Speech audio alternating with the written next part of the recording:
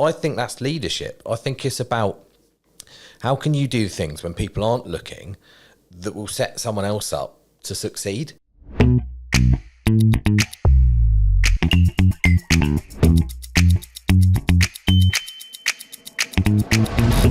From the pitch to the boardroom, how do we build teams that win together? How do we create an environment that will support individuals to perform as part of a team? That's what our guest will help us unpack today.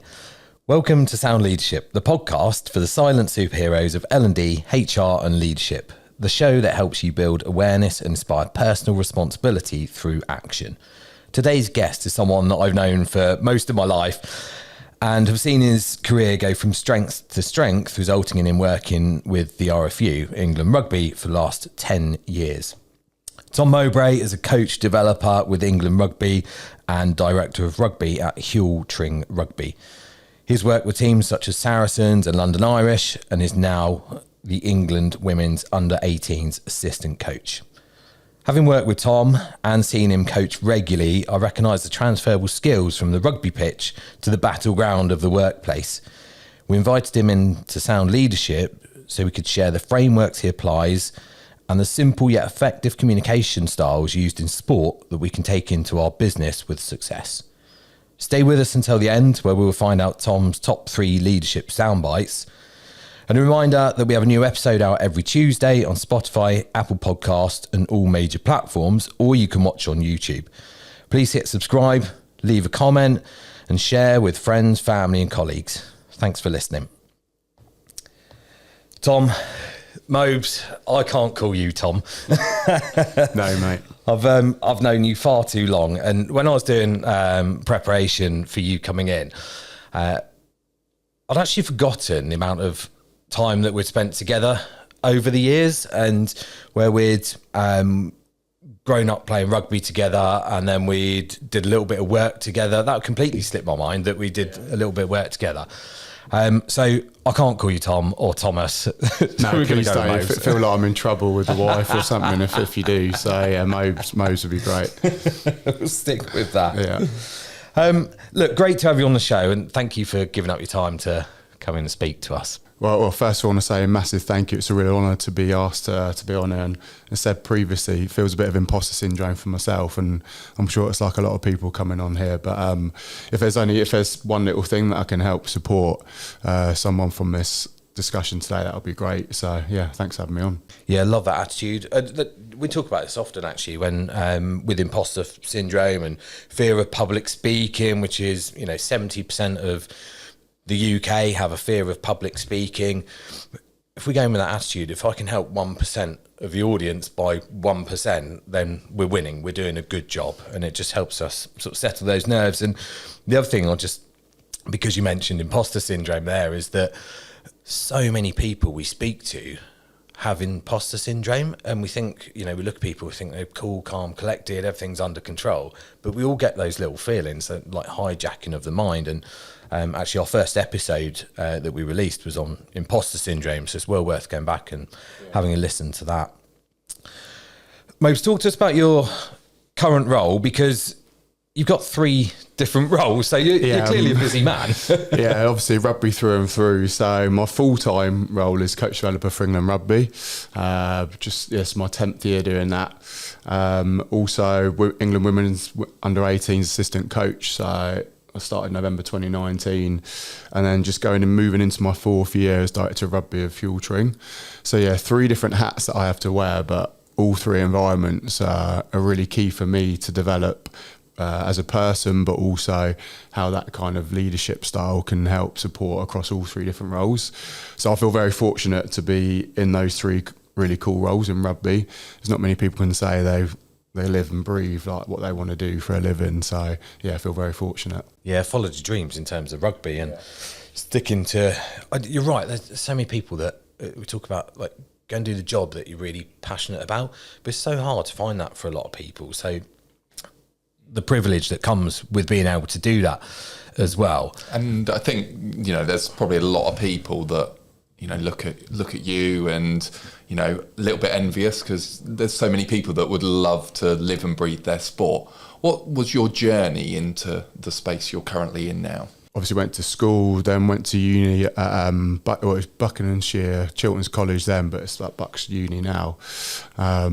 Did a sports studies and rugby degree. It was like the first one in the country, and I remember the first people on there, the league that we were in, we were winning like 150-0 every game just because of the types of players that we had. So yeah, then finished uni. Then after that, I didn't really know what I wanted to do because I was still playing rugby. Did I want to get into coaching? But I was really interested in my gym and fitness, and then went into personal training for about 10 years. Worked at Mentmore Golf and Country Club for a long time, and then got to the end and I was like, I don't feel really like I've been challenged enough in this role.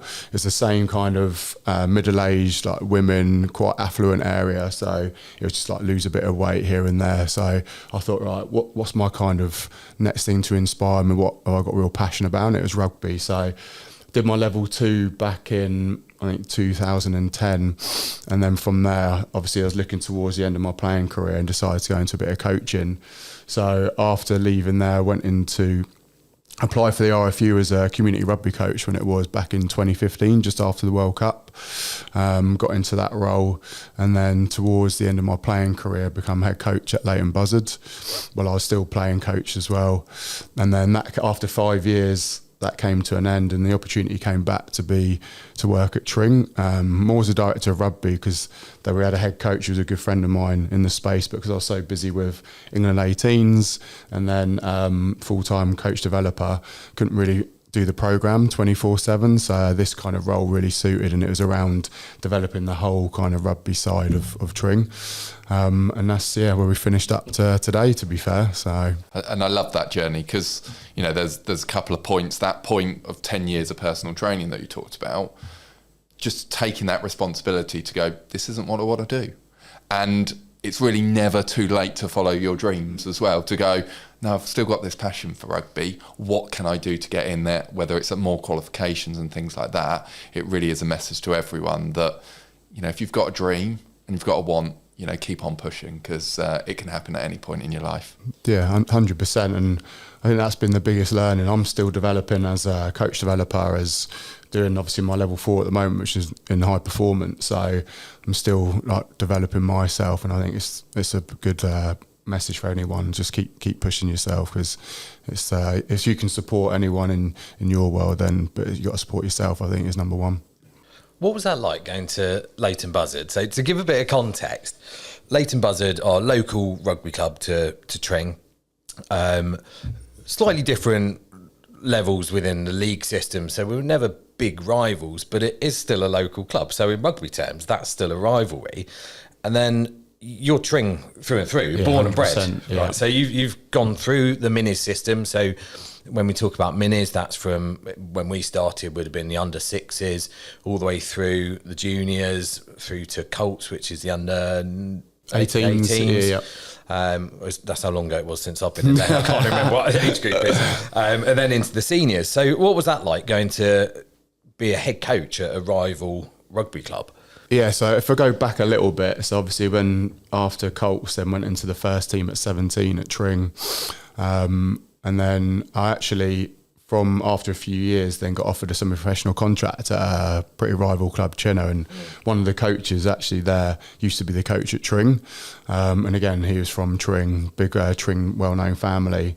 So it was quite a challenge for me to go to Chinner, but then I finished my playing career back at Tring, back around 2017. And there was a big uproar. It's like, why are you gone over there? Blah, blah, blah. But it's like, when you look back on it now, actually, it was a pretty cool experience to challenge myself in a new environment, create new friendships. And then it's helped me then as a coach to actually say to all players that I'm in high performance environment at Tring at the community level, I say, look, you've got to go and try and play the best rugby you can. Like, Tring's always there, and it was an open door. I came back there, I've gone full circle. So why can't players or coaches go and experience in other environments? But then, coming back to Leighton Buzzard, I wanted to get into a kind of head coach role, and the opportunity came about. Met with the board of directors, a couple of players that I knew already, and then just went in, but also as a player coach, and that was probably the hardest thing I've ever done trying to play but also be the head coach. And I was still at that time, right at the first year, I was the physio, I was like the water boy, I was everything, like the team manager.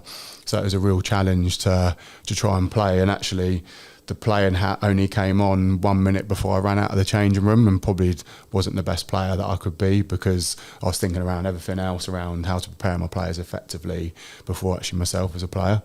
So yeah, I've had quite a few conversations with players going into coaching saying, what's your thoughts on player coach role? And I said, well, from my experience, didn't really enjoy it, but just depends what kind of person they are and how they could adapt to that environment. I think it's that learning opportunity, isn't it? Because if I transfer that into the business world, there's loads of people that will be listening to this that will be playing multiple roles at any given time throughout the week, because they might be a manager and then they're trying to be a leader. They might be across multiple departments. They will have different characters in their team. So we're managing different personalities as well. And you've got to do your job as well, which is tricky. And I think putting yourself in that place, in that environment where then you have to challenge yourself, I would argue, because I know you well enough, that was a really good foundation for you becoming the coach that you are. Yeah.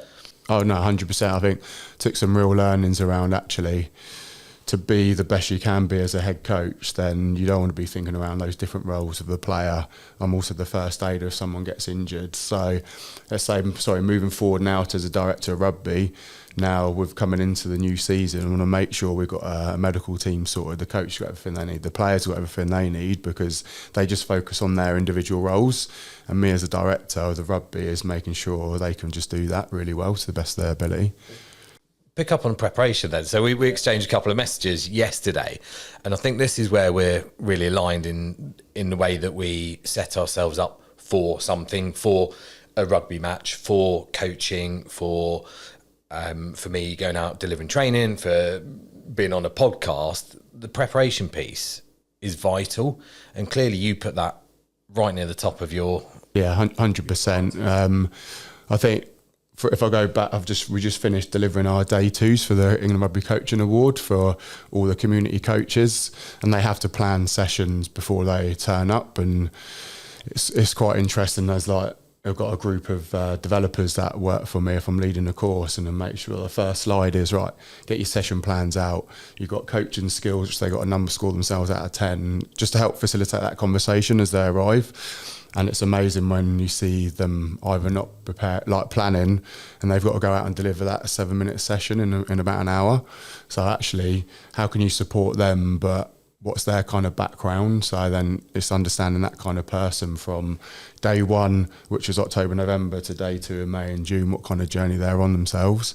But for me, planning is huge. Just like you can see from my notes from this podcast, if I don't plan, then I just feel a little bit, not insecure. I feel really confident in what we're going to do and deliver. Yeah, for me, it takes all the noise away. It takes all that pressure. It helps control the imposter syndrome, because we know what we're going into. We know that we've got some clear messages that we want to share. We're not worried about, I see it, and I'm still playing in the third team, and which is a lower level compared to where particularly where you've been at certain points. But for me, I get my kit ready like Friday night, so I know everything's there. I know where my boots are. I know they're clean. I know where my kit is. I have my warm up t-shirt on. I put that on Saturday morning. But that's, to me, it's all about preparation, because then all that other noise of, you see other lads that will, 10 minutes before they're leaving the house, oh, where are my boots gone? I've lost them from Thursday night training, or can't find my shorts. And you just take all of that away from it. And again, if I talk about in our world, then that's about, if you're going to present to the board, if you're going to do a presentation, if you're going to share information with your team, take all that noise away from it. Give yourself a decent chance of succeeding by getting rid of all those things that we don't need to worry about, that we can absolutely have control over before we get into that moment. Yeah. So you touched on there, talking about helping other coaches and part of your program. What is your coaching philosophy? Yeah, it's a great question, and I've recently, obviously, I'm doing my high performance award at the moment, and sat down with a real key philosopher, and they talked around like your coaching philosophy. So I wrote it down for the first time in a long time. So I'll just read what I wrote down if that's all right. So key things to say: I want to shape not just skilled rugby players, but confident, adaptable players who can thrive in elite environments. So my philosophy is centred around fostering a player-led culture where discipline, creativity, leadership and resilience are embedded in everything we do. But I believe in guiding players to take ownership of their development, so encouraging them to ask questions, solve problems and express themselves on and off the pitch. I promote fast physical attacking style of play rooted in core skills, intelligent decision making and the ability to adapt under pressure. But from this, I believe in long-term development focus, so ensuring each player is prepared for the next step in their rugby journey, whether that's senior international rugby, club competition or leadership roles in life beyond the game. I love that because there's so much of that isn't about technical skills, because sometimes we think coaching are giving them technical skills. So much of that is them taking responsibility, giving them the tools, creating that culture, shaping the philosophy on the pitch. But actually the responsibility sits with those 15 players on the field to make sure that they execute it and they play their role in it while developing themselves as a person. That I think is really important, especially in the youth rugby setup where many people won't go on to that professional game, that we're setting up them for skills for life, but that they can also succeed on the pitch. I think that's real inspirational. Yeah, and I think the RFU does it really well around the core values. So I don't know if you know what they are, but the RFU loves an acronym, but I think probably the top number one is TREADS, which is like teamwork, respect, enjoyment, discipline and sportsmanship. And age grade rugby does it really well, and especially at Tring we promote it where it's developing that whole person. So if they can abide by these values, then they're going to be a better person, not just a better rugby player. And at Tring they do it pretty well, where at the end of each week they might give out a core value award to the player who demonstrated the most effective teamwork or all of them. So yeah, I think RFU does that really well. I was going to pick up on that because having moved into the under-6 coaching last season, so you're the head coach now, Mark. I think I'll just put you on the website as the head coach, mate. So there's no getting away from that. Yeah, it was one of those things where I was like, yeah, I'll help out. That'll be fine. Happy to contribute because I'd rather help out. From my coaching background as well, and played a lot of rugby. I'd rather help out the children than I would stand on the touchline and see others struggle with it. So I feel like I can contribute. And then very quickly end up being head coach, probably out of just default if I was the first one to put my hand up to be in there. But the values are so important. And what we achieved with the under-6s this year, yes, their skill set went up in terms of rugby. Yes, they learned how to play a bit of tag rugby. But I wasn't worried about that, and the other coaches weren't worried about that. That will come over time. If they're passionate about rugby, like that will come. And some people will just have there's some children in there that are just, you can see already they're really, really talented, and if they stick with it, they'll play a decent level. And there's others that are doing it for fun, which is fine, whichever way you want to go. But it was the values, it was the people, it was the children, and they developed their characters because we used TREADS. At the beginning of every single session, we asked the children, what are the values? And it got to the point by the end of the season, I didn't even need to ask the question. They'd all come in at the start of the session, it's TREADS and it's this, and they'd just reel them off. And more importantly than that, and this is the thing with values in business, we can all create an acronym with some values on it and stick a poster up on the wall and it looks nice, but so what? What are we doing with that? It's how we live and breathe those values. It's the actions that I see. And what I see in your coaching, Mobes, is that you're promoting those all the time, but you're also role modelling them as well. Is that something that has been a conscious effort from you, or is that something that the RFU promote in their coaches? So I think, the key thing, obviously, working with the RFU and what I've learned is there's some key areas. So like understanding high performance environments is probably one of them. So it's given me like valuable insight in how like sporting organisations operate. But it comes down to there's a bit of strategy, data analysis, coaching, player welfare, like integrate to drive high performance both on and off the field. But that's only a small part. Then the big ones like teamwork and collaboration. So it's inherently a team sport, right? But the RFU like reflects that it's a workplace culture. But I've gained deeper appreciation of cross-functional collaboration, whether that's with coaches, analysts, medical staff, admin teams. So how clear communication and shared goals are essential to success. So there's a few more if that's all right for carry on. Carry on. Like leadership and accountability is a big one that I've learned. Being part of a national government, he taught me the importance of leadership.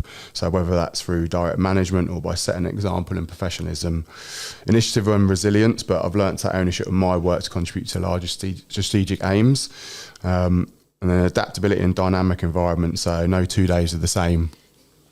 So to stay calm under pressure, so that could be like adapt changing some, like if there's injuries to key players, there might be last minute fixture changes or policy updates. It's like, right, how do we remain solutions focused in like a fast paced environment? That's key. Stakeholder management and communication, so interacting with a range of stakeholders, from grassroots clubs like at Tring, but also to my elite players. And like we do quite a lot of bit with the media as well, and we need to make sure that that comes to life. So how it's like sharpen my interpersonal communication skills. So I've learned how to tailor like messaging to different audiences and manage expectations professionally. And the last little bit is like the RFU's huge on like inclusion. So the inclusion and diversity, growing the games inspired me to value the impact of sport. But I think the key thing around that, obviously, being involved in like the England women under 18s, being in that environment, you just got to be really astute in yourself of how you come across both of the players, but that kind of environment where you're a male in a female only environment. So I've learned a hell of a lot around that, which has been really cool to like work for the RFU, both like inside the organisation, but also as a coach elsewhere. And I think if you look at each one of those points, whether it's the RFU, whether it's a multinational company or it's a small organisation, I think everyone looks for those within a great organisation. And you know what I'm loving throughout this actually is it's so much about people. It's giving people the skills to take ownership of their life, make ownership of their decisions moving forward, being inclusive to, get a diverse pool of ideas together, thinking about that strategic thinking, stakeholder management. Actually, how are we all pushing towards this one goal that could be winning a match of rugby? It could also be making sure we're giving people the skills that if they choose to go to a different club or a different organisation, then they're still going to succeed. And I think, especially in business at times, we probably look at how we can make people succeed in our organisation instead of seeing they are just passing through this organisation, but how I'm going to treat them with respect, inclusion, and give them the best opportunity that even if they decide that their path is elsewhere, actually we've done our role that I think is really important. Yeah, totally agree. Let's take that a little bit further then, maybe. So let's talk about how we create an environment where individuals can thrive, because for me it's that thing that it looks, when someone gets it right, it looks quite simple from the outside, but it's not. It's pretty complex. So how do you motivate, how do you inspire high performance? And if we talk specifically about the England under 18s women's team, is that about high performance at that moment in time, or is it preparation for high performance? So I've kind of gone against one of my rules really of asking two questions in one go, but let's break that down. So is it about high performance or is it about preparation for it? Yeah, good question. And obviously you sent this brief, so I've had a good conversation with a few people just in the environment. Obviously with England women under 18s, the goal is high performance, okay, but it's not just in terms of winning matches. This is a development stage for the girls, but it also means creating a foundation that we prepare players for long-term success at senior international level. That means the approach to motivation focuses on more than just outcomes. So number one would be creating a purpose-driven environment where we start by helping players create with the why. So understanding what it means to represent England, the values that come with that responsibility, pride, resilience, humility and respect. So it's hugely motivating. It's about building national identity and purpose beyond just the scoreboard. And then fostering a growth mindset. So under 18 level players are still developing physically and mentally and tactically. So I create an environment where mistakes are viewed as learning opportunities and where effort, curiosity and development are celebrated just as much as performance metrics. That keeps motivation high even when results don't go our way. Obviously individualised development plans, so like high performance comes when players feel seen and supported. So I work with each athlete to understand their goals, strengths and areas for growth. This shows them for that their journey matters and that they're part of a bigger picture, which helps them stay driven and focused. Positive role models and leadership culture. So I encourage leadership at all levels, not just from captains and standout players, by empowering athletes to lead through actions, words or standards, but we build a culture of mutual accountability and internal motivation. High challenge, high support. We set high standards like in training intensity, professionalism and off-field habits. So we balance this with strong support like psychologically, emotionally and practically. Players need to feel safe to strive and I'm always conscious of their well-being as much as their output. And then the last one will be around celebrating their journey, not just the outcome. At this level, many players are in their first experience of elite rugby. We celebrate progress, consistency with team cohesion and small wins along the way.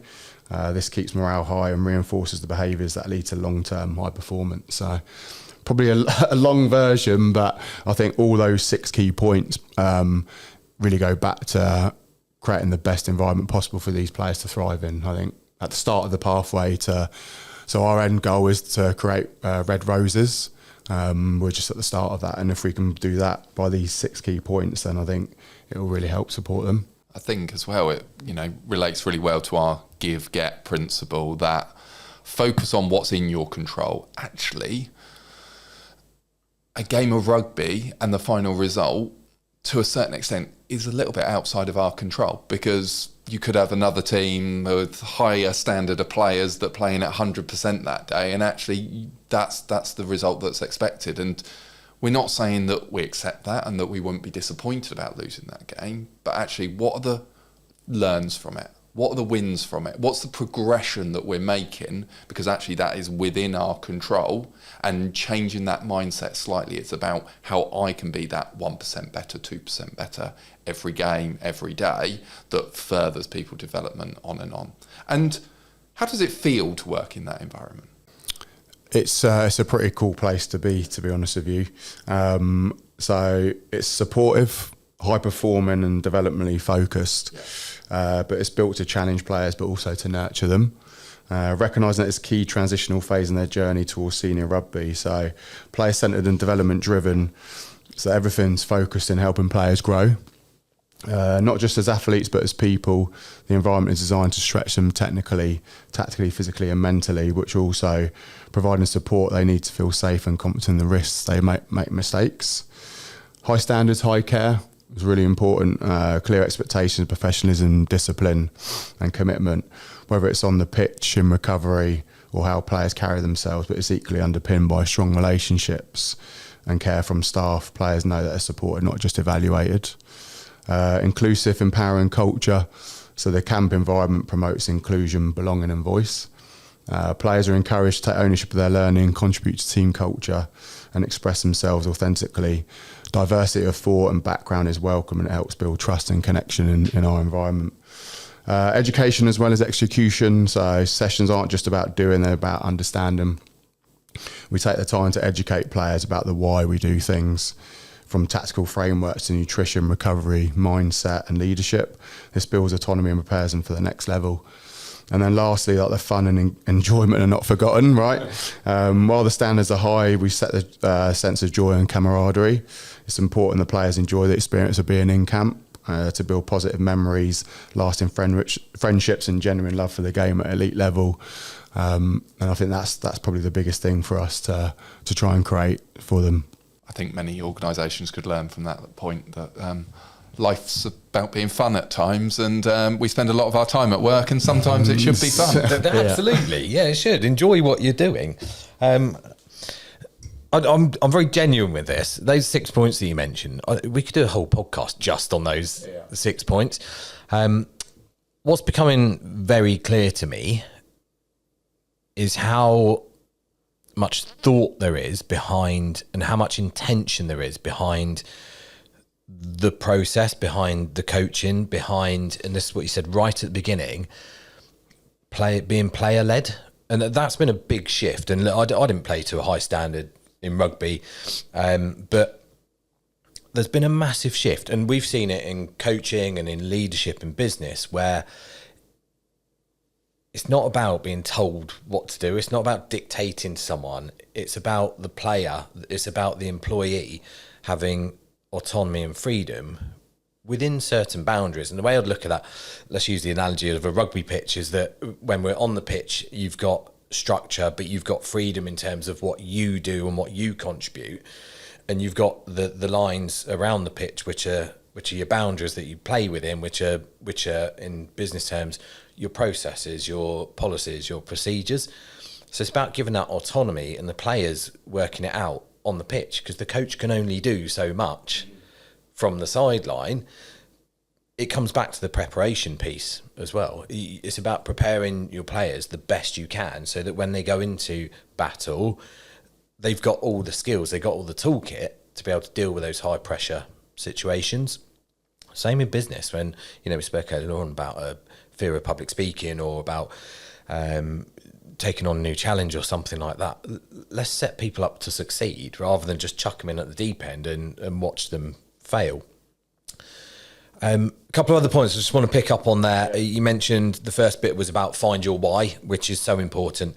If you don't understand your why and your purpose, then you're struggling. So it's about finding out what is my reason for doing this. And it's not what you do, it's why you do it. Why do you coach? Why do you train leaders and support leaders from all sorts of different levels across a business? So understand your why. And then the other part that you mentioned there was, I think it was the 6th point, was around like the outcome. Correct me if I'm wrong, but like the outcome, the results, they come if everything else is set up. But is that a big focus in terms of your coaching? And where, if I paint that just a slightly different way, is that don't worry about like the score at the end of the match. If you've done all the right things and we've got it right as a coaching unit, and we're playing in a league, so we're all about the same sort of level, the result comes. Is that fair to say? Yeah, I guess the different environments. So let's take Tring, for example, where that's probably more of a results-driven kind of environment, because we're in a league, we want to get promoted, results really matter, right? And it can be that. But if we think the England under 18s, it's, yes, our end goal is the Six Nations at Easter, but it's not all about results. It's about us, about giving them that experience in the pathway at the start for them to flourish, them to grow, and then to help support them to go up to the under 20s or to go into the PWR, which is the professional premiership for the women, or them going to university. So yes, everyone looks at England didn't win the Six Nations, or we got stuffed by France, but put a bit in context, like the French have got 42 national centres for women's rugby. They do full contact with the boys till under 16s, and then semi-contact till under 18s, so they're physically more robust. They've got more player pools, they've got full-time staff in those 42 centres, where we've got 9 centres across the country, part-time staff, and there's 1 full-time head coach. And everyone sees us, right, England need to do this, need to beat France, why are we not? So we can see there's different stages of where we are both as a governing body compared to the French RFU. But it's also, giving those experience for the players then to thrive at under 20s, hopefully get PWRs, but then be a future Red Rose. That's a big part around it, more than the results, I'd say. Clearly that works, because the Roses do very well. Yeah, exactly. Are they ranked number 1? They're definitely right up there, aren't they? And have been for a long period of time as well. And some players that have come through Tring as well. Yeah. So like we talk about, so Zoe Harrison often starting at fly half in the England team. lives in the same village as me. This is how old I am.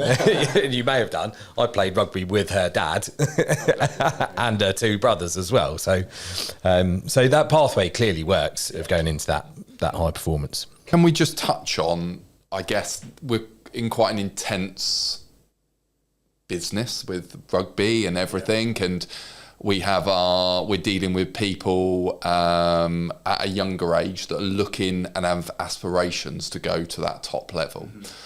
So what do you put on mental well-being? How do you support them on that journey? Because, you know, some aren't going to make it as well, and some are going to get the social media we know has such an impact on them. How do we keep them safe in this environment?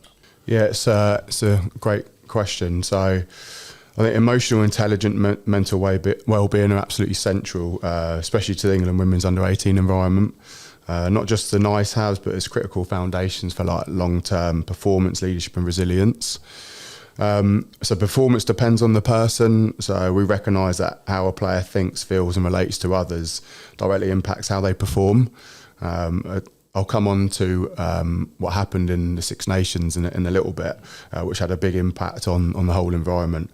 But like a technically skilled player who lacks self-awareness, struggles under pressure or can't connect with teammates, will never reach their full potential. So like we prioritise building the person first and the player. Like emotional intelligence as a trainable skill. So we actively support players in developing emotional intelligence through reflective practice, leadership discussions, peer feedback, exposure to different social situations. Things like self-regulation, empathy, communication, decision-making under stress are woven into the programme, not just treated as like soft extras. Normalising conversations around mental health is big as well. So it's not just a taboo in camp. We create space for players to talk, reflect and access support without stigma. So we've got like a psychologist as well that's in camp with us the whole time. Regular wellbeing check-ins, open conversations with us as staff.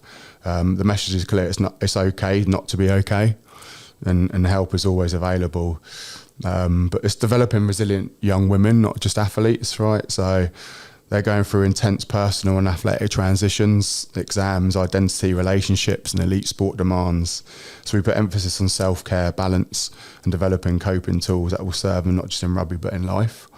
But I think one of the key things is modelling from us as staff. So we model emotional intelligence in our own interactions. So like how we give feedback, how we handle conflict, how we support each other. That sets the tone for the culture of psychological safety, empathy and growth.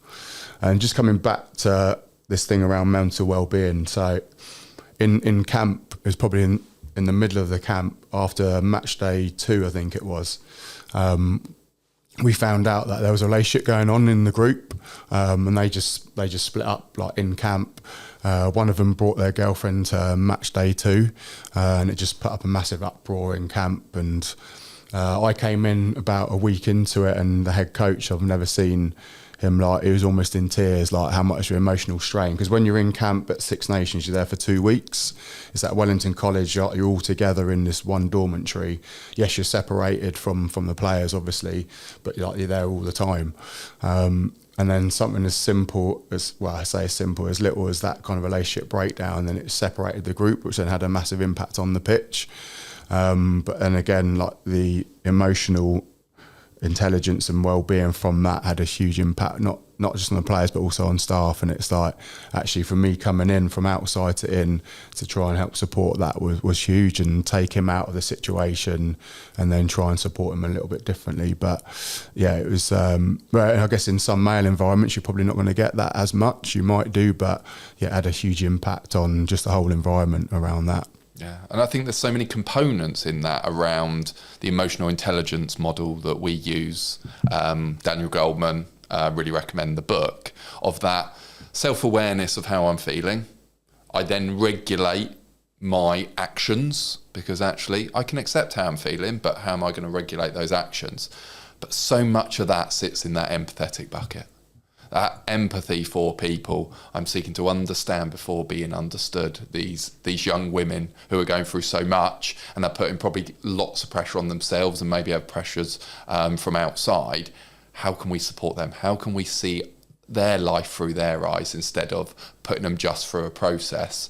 And maybe sometimes in the past, and I'm from more of a football background, where people have just been dumped when they're not needed anymore, and suddenly they're left to their own devices and they struggle. Actually, that support mechanism that we are setting them up to succeed in whatever they choose to do really hits in that emotional intelligence bucket. Yeah, my message would back that up from that is that lead with empathy. If we lead with empathy, because you take situations like that, and that happens across all workplaces. There's always someone that's got something going on, some personal health issues, some, a breakup, moving house, which is supposed to be an exciting thing to do, but is right up there in terms of what causes us stress. They might be having issues with their children. It could be anything, and they'll hide it, and they'll come in, and work is sometimes that release, but we'll see those behavioural changes, and we'll see just a bit of performance drop off, for example, or someone's a little bit more closed off, or they're not quite as energetic as they normally are. And I think the role of the coach, of the leader, of the manager, of the HR leads is to recognise those behavioural change and lead with empathy. Let's get away from the, hey, look, your performance has dropped off, you haven't hit your targets this month, to is everything okay? How are you feeling? What's going on for you outside of work at the moment? We don't always have to go in with the hard-hitting targets and KPIs. Let's look at the person first. Maybe let's look at how we transfer individual excellence into team performance. We know in rugby, there's some players that might have a big ego. Sometimes you need that. Sometimes they're the great players. But how do you take players like that and get them to play as part of a team? Yeah, great question. So, reflected on this earlier, so ego is often a reflection of confidence. That's what I thought about it. So, which isn't inherently a bad thing, right? But when it starts to affect cohesion, culture, or team performance, it needs to be guided. So, like, my personal approach focuses on reframing ego into leadership and responsibility, while reinforcing that no one wins alone. So, the first thing would be start with the understanding, not a judgment. I don't come down on ego harshly from the start. I try to understand what's behind it. Often it's driven by desire to perform, external validation, or even insecurity. Like, building trust helps me shape behaviour without making the player defensive. So that'd be the first thing. Next one would be reframe confidence into responsibility. If a player knows they're the best, I challenge them to lead like it. So that means raising standards, lifting teammates, showing discipline, not just performing well individually. Shifts the focus from me to we without dulling the edge. So if you're the best, prove it by making others better around you. There's kind of a quote I came up with. Make the team environment non-negotiable. So we set clear, shared standard for team culture where respect, humility and collaboration are expected. So no one is bigger than the team. If behaviour doesn't align with those standards, it's addressed early, consistently and privately if needed. Use peer accountability. Sometimes messages land better from teammates than coaches. So I encourage strong internal leadership groups and peer-to-peer feedback, so players learn to hold each other accountable, including those with dominant personalities. Recognise individual and talent within the team context. Ego often stems from wanting to be seen or valued. I make sure high-performing players are recognised, but always in ways that highlight how they help the team succeed. That helps keep the spotlight on the right behaviours. And then lastly, make sure we've got create shared goals, not just individual targets. So we talk about collective purpose often, but what we're trying to achieve as a group and how each player contributes to that. When players buy into something bigger than themselves, they're likely to more adapt their mindset and play for the team. So yeah, quite a few key points, but I think they're all pretty valuable to help supporting those players. Yeah, I agree. There's something, so as you were talking through there, my head went to one of my old rugby coaches, Paul Bennett, who so I thought he was brilliant. I loved him as a coach, and same as any coach, you'll have the ones that you get on really well with, and there's some others that didn't like his coaching style, etc., etc. He really worked for me, but one of his mantras was make the player outside you look good, And I really bought into that in terms of, right, so if I can get my pass accurate, if I can get it in front of that person, then they can run onto it and they're not checking their step, it's not slowing them down. They can find a gap. In defence, it's about communication. So if I can cover an extra half a metre, that helps me make that tackle and they don't have to, because then they can push out, all of that technical stuff. But it's about making the person outside you look good. And I take that into business as well. I think that's leadership. I think it's about how can you do things when people aren't looking that will set someone else up to succeed. And as the leader, you can then sit back and go, I contributed internally, intrinsic motivation. I contributed to that, but I don't need to go and take the limelight. Let that person go and, take all the plaudits for it, and rightfully so, because they've done the hard work. But let's set our teams up to succeed. And life's the impact we have on others. And I think if we can take that down into the rugby game or the workplace, it's how you can make others better. Leadership isn't about how good a leader you are, but it's how many future leaders you make. It's that lasting impact on others. And if that lasting impact on the rugby field ends in a try, that's a massive impact, because it's not about you. We don't walk off and go, we lost, but I was brilliant that day. We actually go, no, I helped someone else get that try. I've helped someone else in the workplace develop. And I think it then links into that, you can teach skills, but you can't teach the attitude at times. And actually, I'm a firm believer, you could put the best 15 players in the world together, but if their attitudes are wrong, you're not going to win a game. Actually, give me a team with the right attitude, maybe their skill level slightly lower, I'd much rather work with them, because they will work together in a harmonious way and find and work for one another. So a mate of ours, Bedsy, falls into that category, and I had a disagreement with one of our coaches just about 15 years ago, because I picked him every week, and he won't mind me saying, I told him this the other week actually, so he won't mind me saying he wasn't the best player in the world, and this was when we were in the second team and I was captain. Still isn't. Yeah. Still, even in the Vets tournament the other week, mate. Still tries. But I picked him in my team every single week because of his attitude, because he turned up to training, he played every match, he committed to the team. He was all about what is best for the team, and that attitude to me trumped others that were slightly better players but poor attitude, or wouldn't train and wouldn't fit in with, it's not about fitting in with a system, but it's about fitting in, what does the team need? And I think that's really important. But I think it's then how you connect with that player as well, and if it's like just about them, it's like, and they, let's say for example, one player isn't available, so right, you need to go and play in the twos like the next week, and they're like, no, I'm not playing twos, I'm too good for that.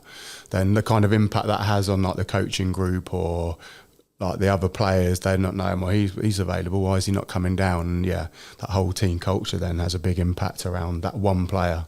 Yeah, so, absolutely. Huge. Yeah, agreed. It goes back to that ego, doesn't it? Managing that ego effectively. Let's talk about communication then, and feedback. And I was particularly intrigued by this because I've seen you do it, and I came to, this was beginning of last season, I just started coaching the under sixes, which is very different to where I'd spent most of my time coaching rugby with seniors, very different. And you did a session for us, part of the sort of coach developer stuff that you do, and was talking about, how we give feedback. So have you got particular frameworks that you use for feedback? Yeah, so I've got a few key frameworks depending on the context. So whether it's individual, group, live, in-game, or in a review. So the goal is always the same: make the feedback clear, constructive and actionable, while supporting growth and ownership. So there's a couple of models. So the SBI model, not sure if you've heard of it before, like the situation, behaviour, impacts. We teach that a lot, yeah. So this is my go-to for clear, objective feedback. So situation, so describe the context. So for example, in the second half on the defensive line near our 22, behaviour, describe exactly what the player did. You shot out the line before the ball left the 9. Impact, explain the consequence. That left space inside, which led to a line break. So why it works, it removes emotion and makes the feedback factual and developmental, not personal. Next one, I think everyone does this one, what went well, even better if. Use this a lot on individual and team reviews, especially with younger athletes. frames feedback positively and encourage reflection. So what went well obviously reinforces good habits, even better if offers specific forward-facing improvements. So why it works, like builds confidence while still pushing performance. And an ask, tell, ask reflective model. Not sure if you've heard of that one. So this is a more collaborative coaching style approach. So ask, how do you think that went? Offer your perspective around the tell, any data or examples you might have, and then ask again, what would you do differently next time? So that's a key one. And then why it works, promotes ownership, develops decision-making skills rather than just compliance. And then a couple more, just live feedback, so like cues and clarity. So in training, on pitch moments, I keep feedback short, specific and clear. Using agreed upon cues or key language, team understands and we review in more depth later. So it works because it maintains tempo and learning without overload, like in action kind of feedback. Feedback sandwich, obviously I'll use this kind of sparingly. This is positive, development point, positive. I use this rarely and only when confidence needs managing, but it can be helpful, but so often to soften delivery and maintain motivation. And then other ones like principles timely, so feedback should be as close to the moment as possible. It's like, yeah, people reflect, but I think that's so important. You need to do it in that moment if it's going to have a massive impact on the purpose of your session or that intervention with the player. Individualised, some players need directness, others need reflection. And then followed up, so check in on previous feedback to support actual change. So there's a few there, but to be fair, like I said, in the context, it's the key thing, and always come back to make sure it's clear, constructive, and there's actionable kind of areas for them to go away with. And when do you normally give your feedback? Is it in the moment mostly, or is it actually we're going to review that session or that game afterwards and pick up points? Yeah, so actually delivering on the day twos, we try and bring this to life around the coaching skills are like instruction, explanation, demonstration, observation, analysis and feedback. But then obviously you've got the step model. Not sure if you've heard of that before, where we have like space, time, task, equipment, people. So it's actually right in the moment, like how are we then is that space achieving our purpose? No. So that inaction kind of reflection, that feedback we could generate to that coach or that player is going to have a big impact on the purpose of them achieving their goal. So yeah, a lot of in the moment, but then do we freeze frame the whole activity? So is it a great opportunity for all our players to learn? Or have we just come from a skill zone where we developed, say, our early catch and our players done it really well and we just want to give that positive reinforcement? So it's like, okay, can you remember what we just did in our skill zone here around our catch? Can you show me what it looks like and why you were successful there? Great, fist bump and we can go. So yeah, it just depends. We want the game to be on the moment. Like, is it always running, or actually is there a moment where it's a great learning opportunity for all our players so we can freeze, ask the questions that way? Love it. And it's a gentle reminder, feedback isn't just negative, it's positive as well. And I think that's the key thing. Like when you're delivering on these coaching courses, everyone, it's the British in us, right? We always think of the worst and reflect on why we didn't win the game or blah, blah, blah. But actually, like, I try and do feedback as positive as possible. It's like, you just did that amazing. We scored that try because you created that 2v1, what we just looked at over here. Yes, there are moments to probably our coaching style tell, so ask, delegate. We want to really stretch our coaches to always ask and delegate, but yes, there are moments to tell, definitely, because if they've obviously learnt the skill there, we can just tell them around because they scored that try. Let's just tell them in the moment. It's going to still have an impact. But then you can follow it up, like you say, on the walk back to the changing room, in the bar with them afterwards. Well, I was watching one of the British and Irish Lions matches, and Sam Warburton was commentating, and the other commentators were talking about Henry Pollock, who's a young 20-year-old ball of energy is probably the best way to describe him. And that they were talking about test selection and whether he make the first test or not, the squad. And they were talking about, well, he doesn't do that like the other player, and he can't do that, and he can't do this. And Sam Warburton just came on and said, well, let's stop talking about what he can't do and let's talk about what he can do. And I think that's a good principle to have. And it's not about, let's ignore the stuff he can't do. That's the development things that take place over a period of time. You know, if we are struggling with our communication skills, or we are not great at data analysis, for example, there's skills that we can learn over a period of time. But also, let's focus on people's strengths as well. In terms of the feedback, the other thing I've seen you do is positive reinforcement as well. So how important is that? Because it's easy to go, oh, well, you did that and that didn't quite go to plan, or you stepped out the line. Next time when they stay in that defensive line or they take an early pass, what's the importance of that positive reinforcement off the back of that? I think it shows the impact that it's just had on the game in that moment. And if we don't reaffirm and what they've done really well, then they're not going to really understand what the purpose was for that skill or us intervening before giving feedback. So the more positive you can be around the impact and the positive outcome it's had on either the catch and the pass into space, or we've had a turnover because we've been connected in the line, or we've caught the ball from a kick-off and tipped it off, then how the player's going to know actually what good looks like. But I think as a coach, you have to delegate a bit more, ask the questions, because you've seen it, you can identify what good looks like, but actually do the players know? And if they don't, you need to then challenge yourself as a coach, right? What type of question can I ask to draw that learning from them? And that's where I always try and put myself in that mode. But I guess, time constraints can have an impact on the style you might use, but positive, ask questions, get them to feedback it himself, what impact it just had.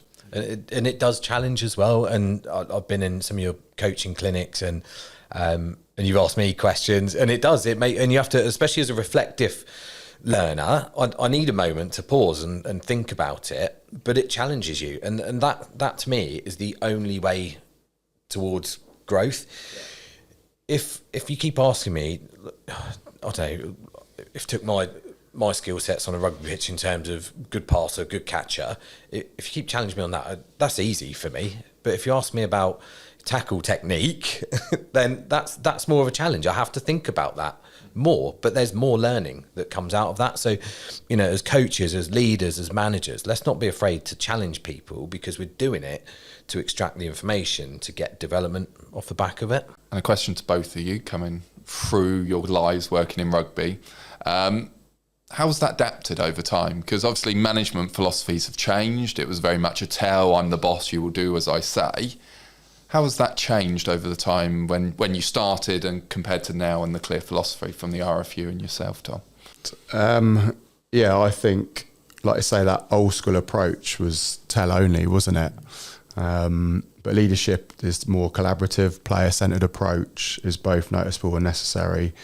So there's a few key points put down here. So from command to collaboration, modern coaching recognise that players, especially young athletes, are more engaged and motivated when they feel involved in decisions that affect them, instead of dictating every action. And we ask questions to build understanding and ownership. So asking first encourages players to think critically and take responsibility. Encouraging player voice builds trust and buy-in. So when players are invited to share their perspective about tactics, their own performance or team culture, they feel respected and valued. This builds stronger relationships and a positive environment where players want to contribute their best. Ask first helps develop decision-making skills, which is huge in rugby, right? So split decisions matter. By encouraging players to reflect on choices and outcomes rather than just following orders, we develop their rugby IQ and adaptability. And in a balanced approach, ask and then tell.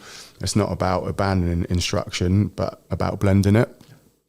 So we start with asking players to self-assess or suggest solutions, then provide clear guidance or correction as needed.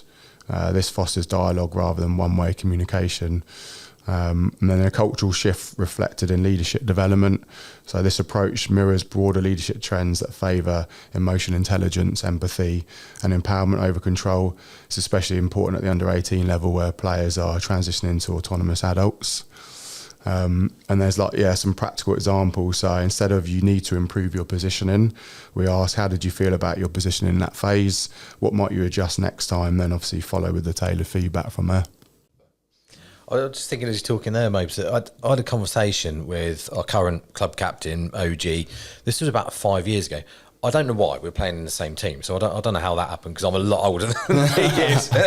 But anyway, we're in the same team, and we were both, I think it was a pre-season game, we were both standing on the touchline at that point, and we were just generally talking about this kind of stuff. And he said to me that things have shifted. And if I go back to when I first played first team, which was 25 years ago, whatever it was, it was very much tell. The coach is there.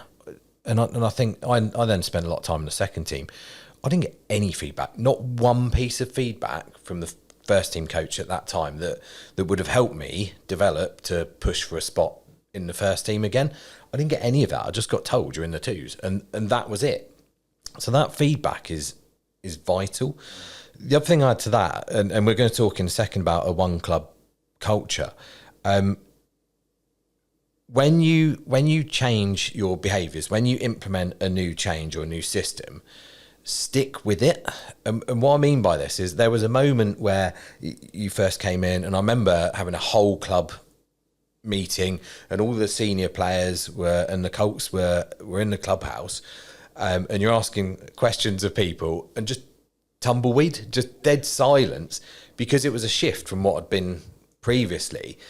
But stick with it, and people will buy into it when they know that's expected of them, when they know that they're going to be challenged, and that it's okay to speak up. And it's also okay to speak up and not quite have the exact right answer. That's brave, and that's good, and that's going to share information, and that gets other people thinking. So if you're implementing changes at work, or you're changing your behaviours and moving more to an ask first, tell later approach, stick with it, because it will come and it does work. Mopes, talk to us about the one club culture, because this is something that that we've spoken a lot about at Tring Rugby Club over the years, but I think fits in really well with business as well. And we talk about it at the BCF group regularly, but that we're all in it together. So we as a business, we celebrate our wins together, and anything we haven't quite got right, we fix together. So there's no blame culture of, hey, that was you got that wrong. It was no, we're all accountable. We all work within this, and okay, people are accountable for their areas of work, but we're all in it together. So just talk to us a little bit about the one club culture and what that means. So I think it's huge in rugby. I think especially in community clubs. So one club culture for me is about everyone, from players, coaches, support staff, administrators, working together with a shared identity, purpose and commitment. It's about breaking down silos, valuing every role, and putting the success of the whole above individual agendas. So some key aspects would be like unity. Everyone feels part of the same family, sharing common goals. Respect, like across all levels and roles, there's mutual respect and appreciation. Communication, open, honest. Frequent communication keeps everyone aligned. Collective responsibility, so success and failure owned by all, not just individuals. Support, people feel support each other through challenge and celebrate wins together. And I think before we come on to like how to translate into business, I think that's been the biggest thing for me as director of rugby at Tring. So when I came in, like now into my fourth season, it was a real challenge. There was a big divide between second, third team. Like people wouldn't come on socials. There was no engagement. No one go up, down, etc. And Dan had a big impact on that as well. And I think it's only taken till this fourth season to almost sort of get that one club culture feel. And definitely felt like that playing in that Vets tournament a couple of weeks ago, where you got myself as director of rugby, you got ex-first team players, we've got boys who've only just started playing contact rugby, but it just actually there was a big connect in there because of rugby, that on-pitch camaraderie, and then it led to the off-pitch, and there was no like, he's him, he's got a better position than me, he's bigger, smaller. So yeah, I think we're slowly getting there. And if we try and translate into business, so one, you can build a strong organisational identity, create and communicate a clear mission and values that everyone understands, that buys into regardless of department or seniority.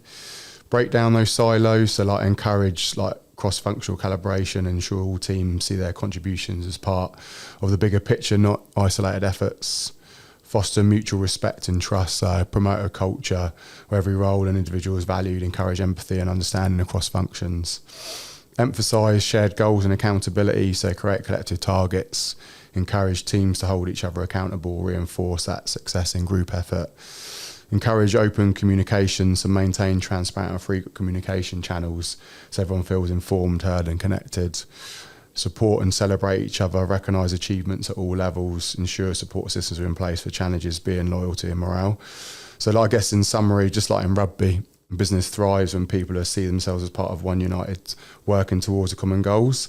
Rather than competing factions, one club culture builds cohesion, resilience and winning mindset where the collective truly is greater than the sum of its parts.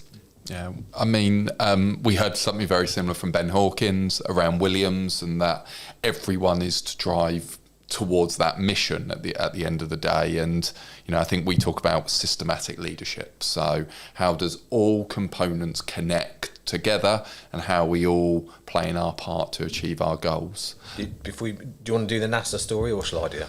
Well, I thought about the NASA story, but I'm sure people have heard it so many times. But it's about that someone walked into NASA, and the cleaner, they said, what's your role in this organisation? And he said, it's to put people on the moon. And I think that's that real clear one culture. I'm there to help support people put people on the moon. But I do have one question from that. Yeah. You said when you went into Tring 4 years ago, it was very different. How did you start challenging that culture that was in place to make it what it was that other day on that Vets game? Yeah, great question. So first of all, I think it was around like player experience. So what is the club doing to create this big divide, or what's happened before? And it was just going around speaking to players in first team, second team, third team. I don't think we had the fourth team then, or might have done. Speaking to people behind the bar, in the kitchen, the committee, just to first of all, just because the club had completely changed. I haven't been there for a long time, so it's actually get a good understanding of what's going on and what the problem was. And then once I got to know that, then I thought, right, how can I go about making it a better player experience, from the first team captain to the under 4-year-old who runs out on a Sunday in Cubs? How can that all be aligned together and feel that one club, like, yes, they're running out on the first team pitch, or they're up at the third team pitch still the same Saturday, but they feel that one club. And I think, it was that player experience was really key. So I don't think anyone in my kind of position probably actually went down and saw the third team train or coach, or asked them how they felt, what do they need from a club. So I think that was the biggest thing for me, actually, just to go in and say, right, I'm not just Tom Mowbray, Director of Rugby, I'm one of you guys, I'm just a part of the club. It's like, but I want to create the best possible experience for you all. So what do you need from me? And then gradually over time, we've got there. Love that. What do you need from me? So I am Director of Rugby, and you're asking third team players who probably don't feel that important, what do you need from me? And I think that's such an important lesson to so many people. Yeah, it was. And I was fully in the depths of that, involved in the third team. And for someone to come and ask and just spend a bit of time. And by the way, that takes bravery, and you need to be courageous to do that, because you know that's not going to be an easy conversation to start off with. You know there's some stuff coming your way. So you're going to have to deal with some of that, which again, preparation, know what's likely to come your way. That makes it slightly more comfortable to deal with. But that experience of someone giving up their time outside of... is part of the role, but outside of normal hours that you contribute to that role, says a lot, and it builds trust and respect. And I'll give a little example of around how that one club culture works. So on a Saturday, what I think this probably came in I'll credit you with it, Mobes, but on a Saturday when the first team were running out, you get some of the minis standing there waving the flags, a bit like you see in the Premiership. And it was one of those things, when it initially started, people are always a little bit sceptical about things like, why are we doing that? We're a grassroots rugby team. We're not playing elite level sport here. But it's that one club culture. And what's happened since is not only have they done it for the first team, they've done it for the third team. They've done it for our memorial matches as well. So then those little kids are then looking up at whatever players and going, they're getting the whole experience of that's what it means to be a rugby player in this club. I want to be that. And if you become the third team social player that contributes in a social way, or you become a first team player and you go to play a higher level like you did, great, whatever wins, but it's little things like that, or they feel little, but they make a massive difference. And my advice to anyone listening to this in terms of business is, like, find those things that look simple, there's a lot of thought behind it, but bring people together and make people feel valued. And sometimes those things take time, but they don't normally cost a lot in pound value.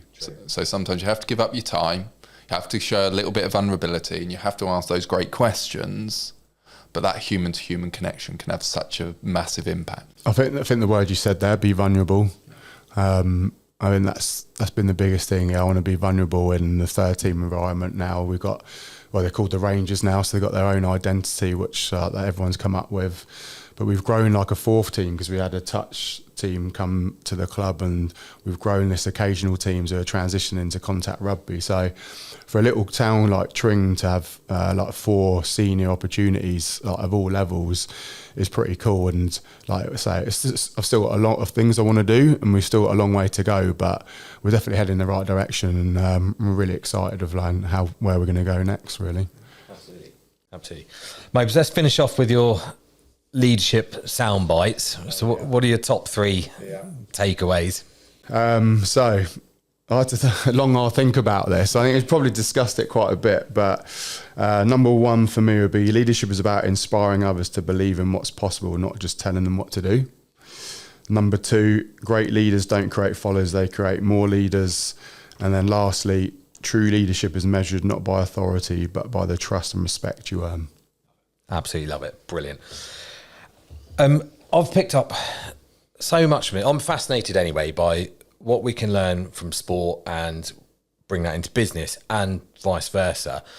And there's so many golden nuggets that have come out of that conversation in terms of feedback and player-led or employee-led, and how we get the best out of people, how we allow them and give them the space and environment to perform. Mobes, thank you so much for coming on and sharing all your insights. Genuinely, so much in there to take away.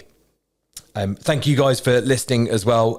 Don't forget to hit subscribe, leave a comment, let us know how Mobes has inspired you to create a one club culture in your business, and we'll see you next time on Sound Leadership. The Sound Leadership podcast was produced by Media First. To learn more about the media crisis and communications training, visit mediafirst.co.uk. The editor and producer was Darren Wingham. The show was hosted, written and researched by me, Dan Boniface. A special thanks to all the team at Media First and the BCF Group for supporting the development of this podcast. To learn more about the management, leadership, training and coaching that the BCF Group offer, visit thebcfgroup.co.uk or get in touch by emailing hello@thebcfgroup.co.uk. Finally, a special thanks to our exceptional guest today, who you can contact via the BCF Group.